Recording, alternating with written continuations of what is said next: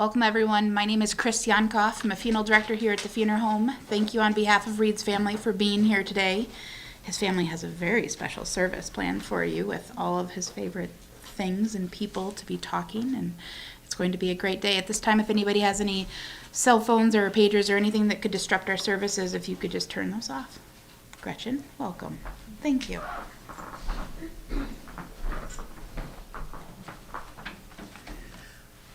I'm Gretchen Eulinger, an old friend of Reed's and Sandra's, as we all are.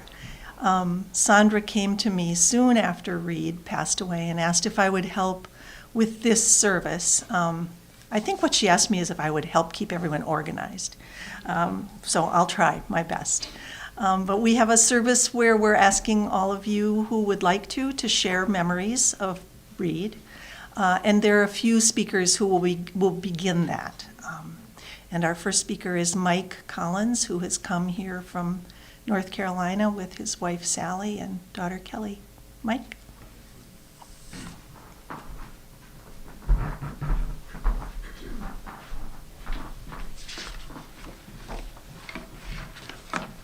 Good morning and hello. My name is Mike Collins, and it is an honor to have been offered this opportunity by Sandra and Reed's family to provide words of support at this really a celebration of one's life, and certainly celebration of one of the good guys in our lives. Sally Collins and our daughters Michelle and Kelly, as well as many good friends of Reed, Marty and Hank Cole, who are here today, are joining me in these comments. So it's really a collaborative effort about our relationship with Reed, Sandra, Sean, and extended family members. It is also humbling to stand here and to describe the influence Reed had on hundreds, perhaps even thousands, when considering the many students who enjoyed having him as their teacher, as their mentor, and as their life's guide. And think about that in terms of young people and the influence a particular teacher has. Soon following Sandra's announcement of Reed's passing, I read many posts or comments that were made by those whose paths had crossed with Reed. They included former students, many of them, and colleagues at Interlochen, the Children's House, the Opera House, Pathfinder School, and others, including many parents of former students. And I find that to be particularly illuminating about the influence a teacher has on the lives of children when their parents comment about those teachers in such effusive ways. Descriptive words: dear friend, mentor, lovely human being, a light, a gem, and one that I find especially appropriate, and think Reed would too, considering his sense of humor. Someone described him as sweet. How about that? Of course, for any teacher, the best teacher I ever had encompassed that full litany every teacher would love to hear about himself or herself. The best teacher I ever had. How did I know Reed? I met Reed in the late 1960s. Soon after he was hired to be he became the eventual head of the theater department at Interlochen Arts Academy. He was an instructor, a teacher there at the time. He was a young man fresh out of his graduate studies at Houston, and it was apparent that he was prepared. He was dressed to impress. He was wearing a great tweed sport coat, I remember, when he came in for his interviews. But soon the real Reed appeared, one that expressed a deep connection to his students. You can see the results of that dedication when recalling your own experiences with Reed. My job at the time was to coordinate counseling for a school filled with adolescents whose mission seemed to be ongoing expressions of their artistic, musical, or dramatic feelings as part of their described majors. But that required significant support from the adults at Interlochen at that time. Reed particularly being one. He was the one teacher who was always the go-to person for me to consult when a student required friendly advice and some intervention to get a 15 or 16-year-old's attention. Was particularly challenging at times, as you can imagine. Some needed a little bit more than a friendly pat on the back. But he always, and I mean always, Reed offered sage advice regarding a young person's current life's dilemma. He had an unshakable optimism and an unshakable faith in the goodness of people, and with always a solid bit of humor. We all know that. The result? A lifetime of commitment to kids of all ages, and how we need a world full of Reed Zittings at this moment in our history. Life can be full of should-haves, would-haves, and could-haves.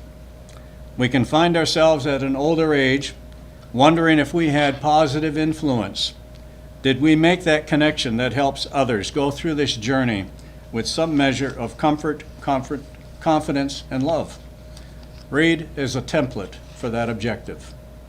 His life was a labor of love, not in any sanctimonious manner, but in an exemplary daily walk through his own life, full of empathy for others, always seeking what another human can do to make a situation better, more palatable, and always full of respect for differences of perspective. He was that bright star, that description that one of you out there used to describe Reed Walter Zitting. He is our role model, and I repeat, one of the good guys. I would like to close with my reading of a letter Sally and I sent to Reed just a few days before he died. Sandra indicated that Reed was able to listen to her reading, and while not able to easily respond, we wanted him to have an understanding of our feelings of love for him. Sally and I wrote this letter, dated May 18th. Dear Reed, Sandra has been generous with her time to bring us up to date about your medical challenges. We understand that it is okay for Sandra to read our note to you. We hope you will listen with your customary patience as we express our love and admiration for what you have meant to us during the many years of our shared lives. Our memories come flooding back, showing the young Reed Zitting as you interviewed for the theater department teaching position at IAA in the late 60s. Then we discovered you were to be our new neighbor who was to live across the Interlochen Highway and eventually down our small dirt road. Then we learned that you had a daughter, the same age as our daughter Kelly, and what a contribution to our time at Interlochen was made by Sean. I appreciate that you took an opportunity to introduce me to an early faculty play as the first production of that particular school year. It was a Pinter play, as I recall, and you gave me the responsibility for the lighting. You figure. I hope you were pleased with the outcome, I said to him. I certainly did not know what I was to do, but with your infinite patience and occasional praise, you gave me, the adult beginner, the confidence to handle that responsibility. That was Reed. He could reach out. During the subsequent years, we went on with our note to him, following our departure from Interlochen, we always found time to catch up with each other in places such as North Carolina, where Sally and I now live, and Idaho, where you introduced me to me fishing Robinson Creek. Some of you from Idaho may know that place, a great trout fishing stream. And there was the effort it took you, Reed, Sally, and me to begin a climb of the Middle Grand Teton. We did that in maybe 73 or 74. A highlight of our Idaho excursion was an introduction to your mother, Goldie, and even your uncle, Earl. We met at my brother Dan Collins's Vermont home to witness Marty and Hank's wedding. You even generously convinced us to help re-roof your Traverse City house nearby. paying Sean, Kelly, and Missy, that's our other daughter, a penny for every nail they found in the lawn. I learned, that's Reed, I learned years later that those smart kids were able to gather other unused roofing nails to bolster their profit margin. Picking pumpkins at Saunders Garden one early fall season was another highlight. Obviously, we enjoyed many years revisiting Interlochen and the Traverse City area, staying many times at your home there. During 5 years serving as Interlochen Summer Camp Director of High School Girls, Sally felt that she could, without an invitation from Reed, always spend her 1 day a week away from camp at his Traverse City home, which allowed her to enjoy a day off free of adolescent girls. He was Sally's godsend in that regard. All of these visits were accompanied by many evenings of conversation, which many of you recall conversations with Reed, and some food and drink as well. The conversations are what we remember most, filled with laughter and your guitar playing and singing. Our kids still recall many of those events, especially your laughter and good humor, as do we all. Those are special times in our lives. And Reed, thank you for sharing some of your life with us. We went on, we are fortunate to be a small part of it and deeply appreciate your enduring friendship. We love and respect you. Sally and Mike. Thank you.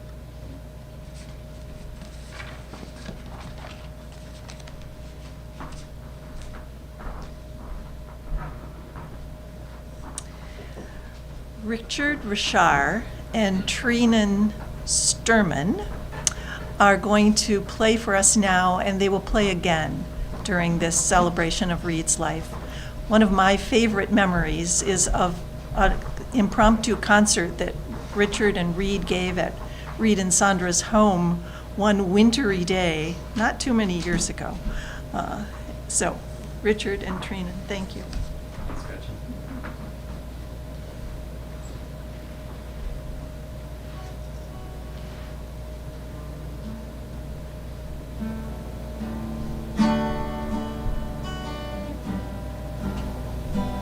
Up in the morning, work like a dog. It's better than sitting like a bump on a log. Mind your own manners, quiet as a mouse. Someday you'll want us home that's big as a house. And I know a fella, he eats like a horse, knocks his own balls round the old golf course. You ought to meet his wife, she's a cute little dish. She smokes like a chimney and drinks like fish. There's a big old goofy man dancing with a big old goofy girl. Ooh, baby, it's a big old goofy world. Elvis had a woman with a head like a rock. I wish I had a woman that made my knees knock. She'd sing like an angel and eat like a bird. And if I wrote a song, she'd know every single word. There's a big old goofy man dancing with a big old goofy girl. Ooh, baby, it's a big old goofy world. Kiss a little baby, give a little smile. If you take an inch, give him back a mile. 'Cause if you lie like a rug and you don't give a damn, you're never gonna be as happy as a clam. There's a big old goofy man dancing with a big old goofy girl. Ooh, baby, it's a big old goofy world. There's a big old goofy man dancing with a big old goofy girl. Ooh, baby, it's a big old goofy world. Ooh, baby, it's a big old goofy world.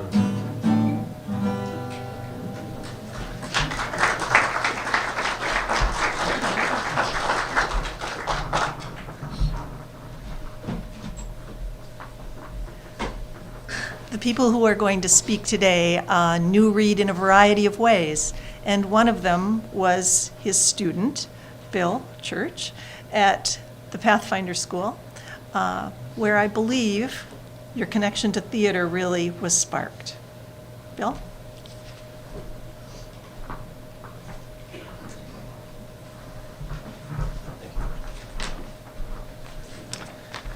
Good morning.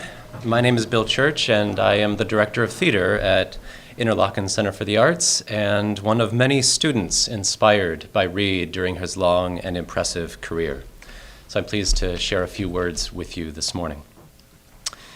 Reed Zitting was a vital member of the artistic and educational community in the Grand Traverse area.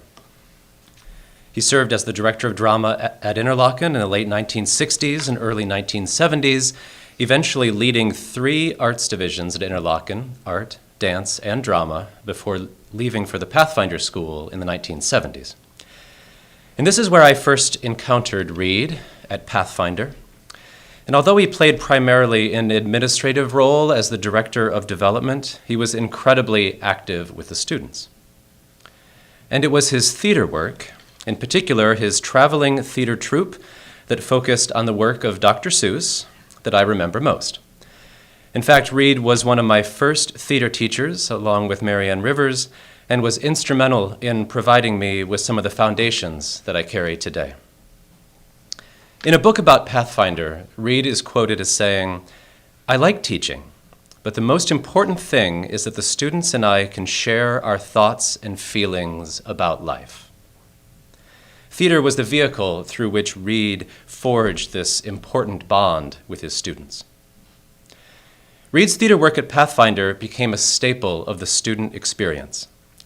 He helped students develop confidence and self-esteem through their participation in the Dr. Seuss stories that would tour to local schools. It was through this process of putting together these productions that his students became a team, an ensemble. They saw how their individual contributions could come together in a positive and constructive way to create something that would bring laughter and joy to others. It was like a team sport, but one in which no one loses. Through participating, his students gained a sense of self that couldn't be found in a classroom. Dr. Seuss was the primary inspiration for Reed's theatrical creations. In wondering why he always chose these seemingly silly stories and rhymes, it became clear to me that Reed was helping his students find the profound in what might appear childish at first glance. There is value to be found all around us, in everything, and especially in that which celebrates childhood with a bit of mischief. And that's Dr. Seuss, and that's Reed. Clever, creative, inspiring, slightly disobedient, fun, a little rebellious, but filled with depth and inner meaning. And these are the lessons that he gave his students. So thank you for allowing me a few moments to reflect on Reed, a true teacher and friend of his students. Good night, sweet prince, and flights of angels sing thee to thy rest.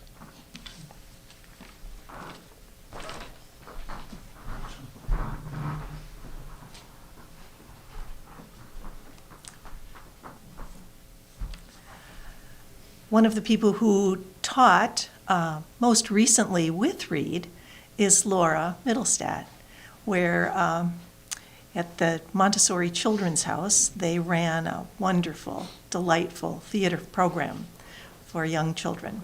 Laura?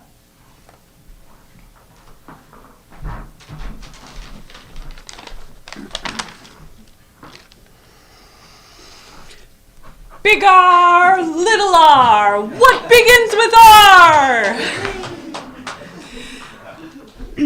That's the way Reed wanted it done. Big, happy, taking up lots of space. And so if you've never seen the alphabet adapted by Dr. Seuss, directed by Reed at the Children's House, it was really special. The first time I saw it, it was back in around 2008. And I think it was around 30 or 40 minutes long. It was a play within a play within a play, very tangential, highly physical, but never chaotic. It was intelligent, witty, silly, and it showcased the children and their personalities perfectly. Reed said it was the perfect vehicle for the 4th and 5th years. It was a rite of passage. It was different every year, depending on what the children brought to it. It had opportunities for everyone to take the stage.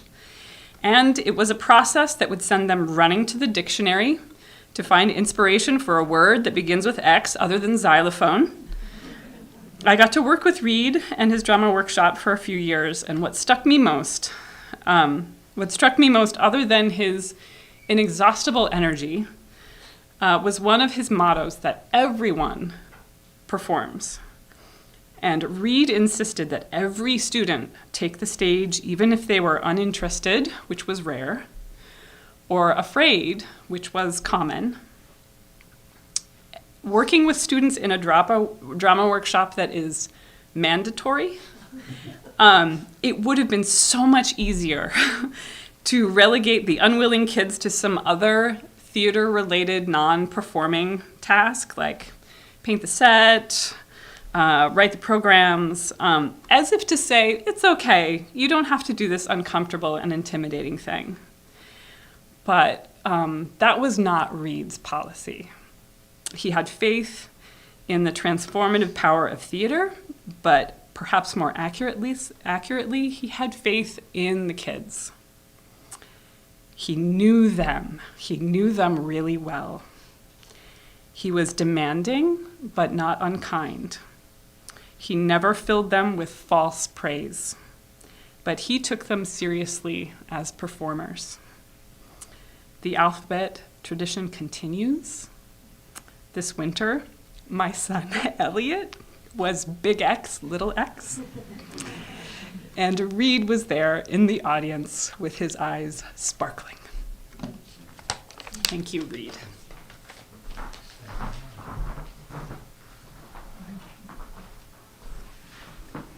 I was the head of school at the Montessori Children's House when Reed first agreed to put together a theater program for the young children. And every year I would say, "You're going to do it again, right?" And he'd say, "Oh, I don't know. It's such a long drive from Music and it's so much work." And then, of course, he would come.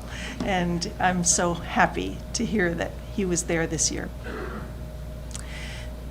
A person who also was at the Children's House for as many years as I was my friend and colleague Colleen Christensen. And she is unable to be here today because she's at a baby shower in far away somewhere. But my daughter Emily is going to read the note that Colleen wrote to share with you today.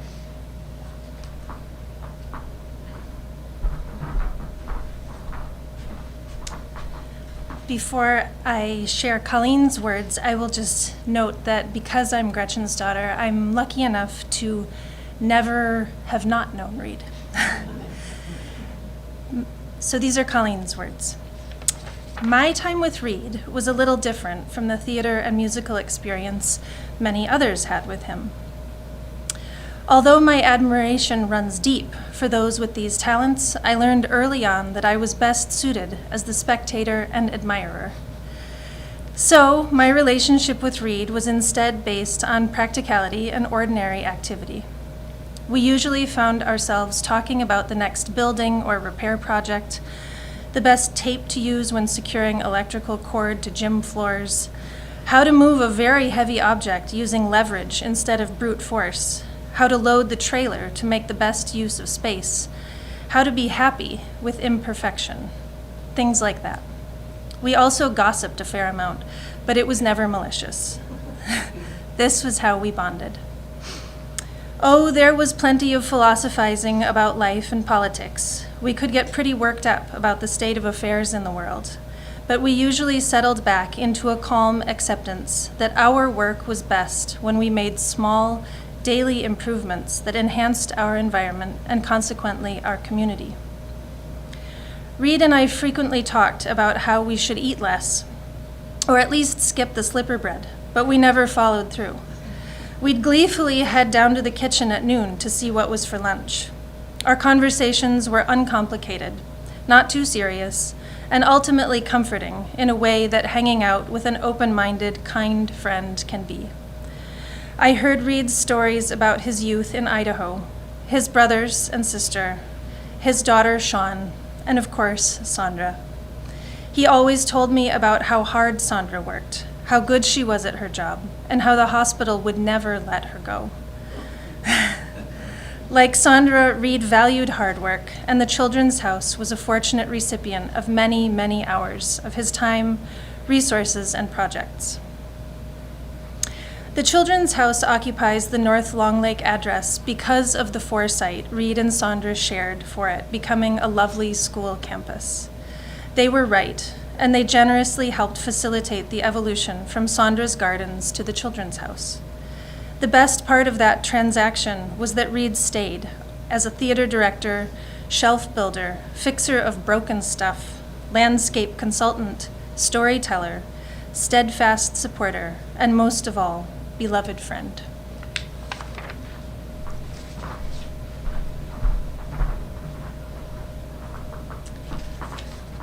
Michelle Shane is here from the Children's House as well to just tell us about the impact that Reed left on her.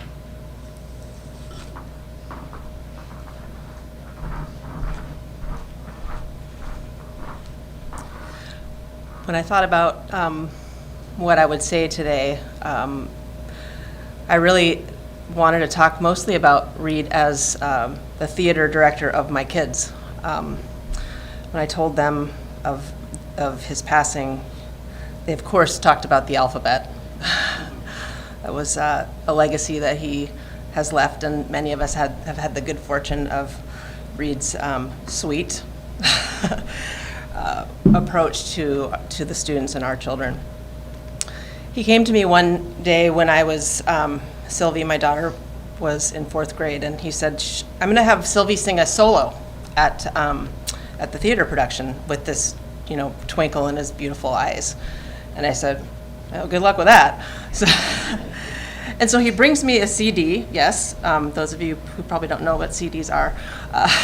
He brought me a CD of the Langley School children singing a whole, 12 songs. And he said, I've picked one of these songs out for Sylvie to sing, and it's Desperado. I was like, wow, okay, great. And of course, when he approached, I said, I am staying out of that. It's all yours. I will listen to her practicing at home, but, and I'll be darned if he didn't get her to learn the song Desperado and sing it a cappella in front of a large audience of parents and a really very proud mother. I remember when I took over Gretchen's job, and I would think about, what do you do for somebody like Reed who gives and gives and gives of his time? And those kids, he didn't mess around. They listened to him, and it was always with kindness, but he had this wonderful balance of kindness, but he was firm. He had expectations, and they rose. To Laura's point, they rose to the level of his expectations, which were high. And I thought, well, what do you give somebody at the end of a performance that they've been rehearsing, and I remember pondering over this, and Patty said to me, well, pie. It's pie. Every year, you just have to get Reed a pie. And so every single year, at the end of the theater production, the kids would come with their giant sign and their celebrations, all of the upper elementary students, and they would hand him a celebratory pie. Hopefully he shared that with you at home. I remember days when Reed would just turn up at the school, and I would be, in my office, which was Gretchen's office that has windows that outlook over the driveway, the circle drive there. And I always loved when Reed pulled up, because he'd come walking in, he hadn't had any meetings or any plans, but he just wanted to come and sit and visit. And I remember so many days where I was like, oh, Reed's here. I can stop doing this other work that I don't really want to be doing, and I get to sit and talk to Reed. And we had countless conversations, mostly of the Intermountain West, because I too lived in Idaho for a period of time. And we talked about how much, we love the Great Lakes, but we miss the mountains and the cool streams and the beautiful peaks and the ever-changing leaves in the fall. And all of those conversations helped me to get grounded. And I think Reed did that for so many people, including a whole squirrely bunch of fourth graders through sixth graders.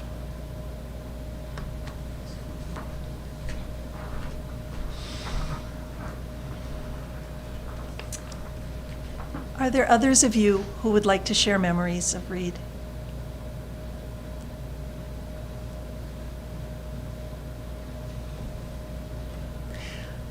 I can't give the mic to these guys before saying one thing about you, Sandra, and you, Sean. He loved you and was so proud of both of you.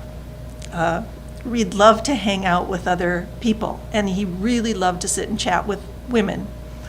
But he always talked about Sandra and Sean. His heart was in the right place, and we will sure miss him, won't we? So, Richard and Trinan, take it away.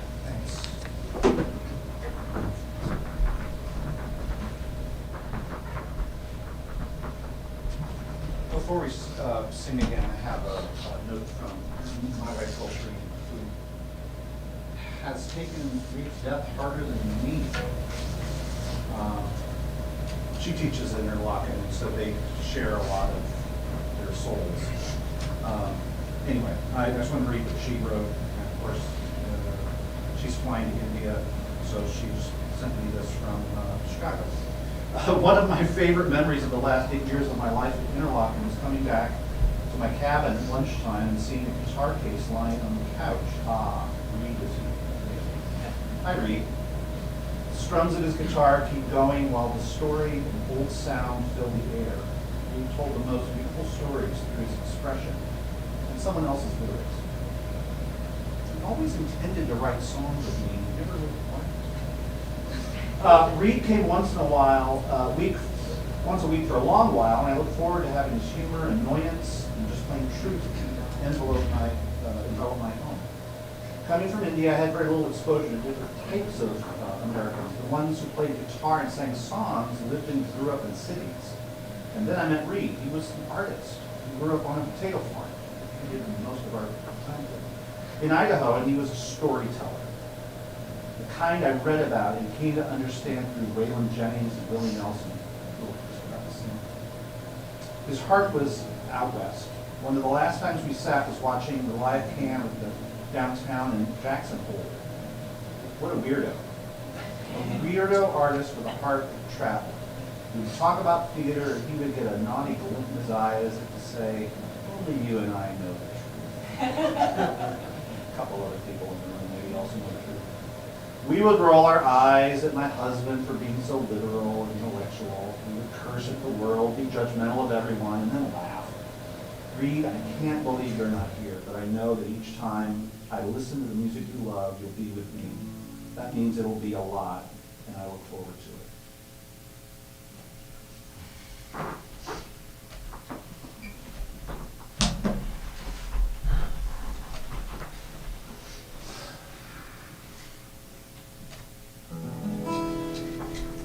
If you had not have fallen, then I would not have found you.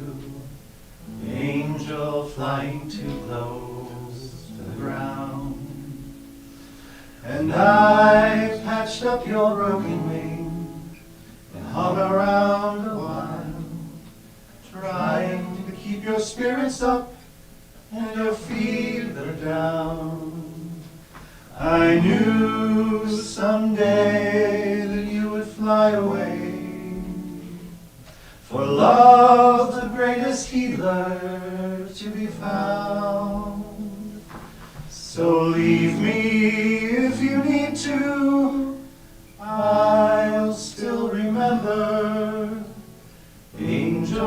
flying too close to the ground.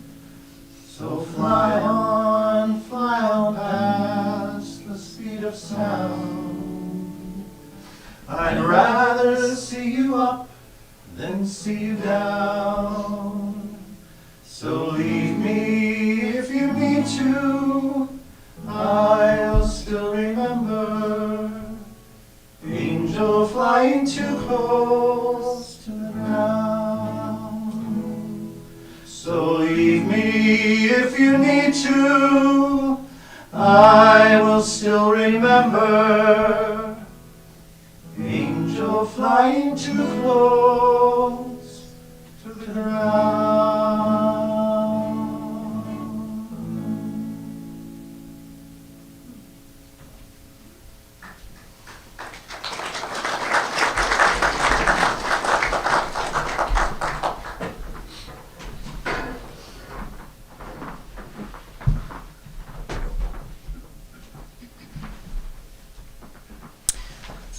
Sandra's family has provided a buffet lunch upstairs. If you would like to join her, Sandra, and her family upstairs, please do.